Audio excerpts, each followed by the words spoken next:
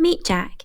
He was unhappy because his solicitor Jill arrived late for their pre-trial meeting and postponed his case to a future date, claiming it was in his best interests.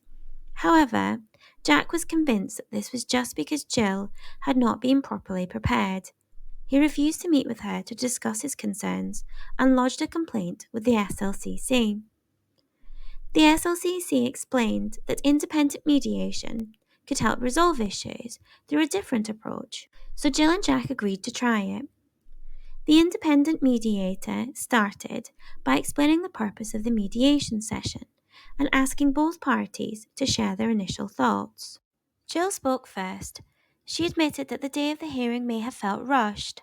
While there was good reasons for the case extension, she could have explained them better. She offered to reduce her fee to compensate Jack for his frustration. When Jack spoke, he brought up unrelated issues. The mediator asked him to respond to Jill's comments, but Jack insisted the mediator should rule on whether Jill was properly prepared. When the mediator explained that her role was to help resolve issues, not make rulings, Jack did not want to continue. The mediation seemed to have reached a stalemate. However, the next day, Jack contacted the SLCC to say that when he double checked his emails from Jill, he found an attachment that he had missed.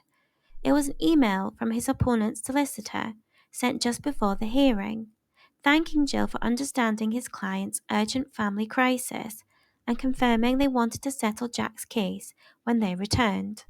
Upon reflection, Jack realised Jill was acting in his best interests and wondered if he could talk to her again, despite the unsuccessful mediation. The SLCC spoke to Jill, who said she was still prepared to reduce her fee. She proposed a settlement, which Jack immediately accepted.